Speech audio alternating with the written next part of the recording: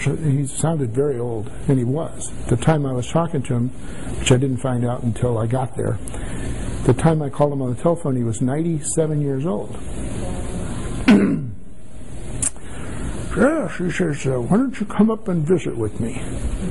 So I got on a plane, went to New York, went to Scarsdale, New York. Know anything about the demographics of Scarsdale? One of the richest pieces of real estate in the country. He lived on Heathcote Road, 18 Heathcote Road, a property that was, I'm going to say 12 or 14 acres of land, 10,000 square foot mansion. The Heathcote Road is 1.5 miles long, has 12 houses on it. I'll say that again. I mean, that's, yeah. So I don't know how much it was worth or how much it would sell for, but it was old. It was as old as the building I had just done over here. It was built in 1941, which is an important date for me. 1941 was when World War II started, right? Okay. I was minus 26 at the time.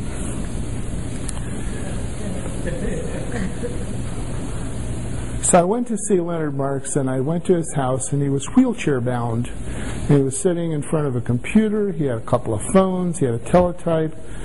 Yeah, really. He was very, and he's 97 years old. It took him half an hour to go to the bathroom.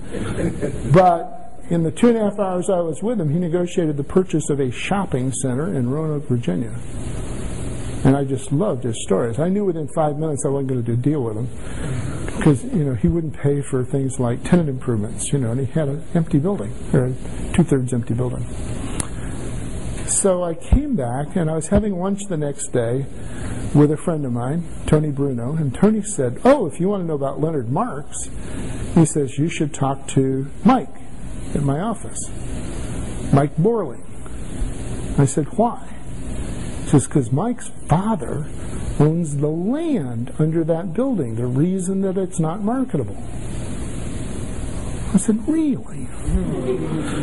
So I called Mike on the telephone a day or so later, and I said, Mike, tell me about Leonard Marks. He said, just, what do you want to know? I said, well, what kind of guy is he? He's a deadbeat. He says, he's a billionaire, isn't he? He says, well, yeah, he's a billionaire, but he's a deadbeat. He won't pay the ground rent. He didn't pay the ground rent in 2.5 years.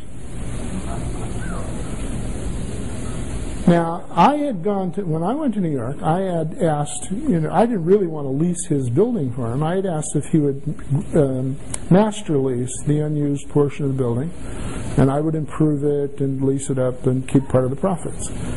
And he said no, he would never do that. Then I asked him if he would sell me the leasehold, the whole thing. Not the ground, because he didn't own the ground, but the rest of it. And he said no. So from that point, I knew we weren't going to do business, because I wasn't going to work as a leasing agent for this guy. He just had a very unrealistic attitude about how to get this building up to shape. And of course, I had just learned from Mike Borling why.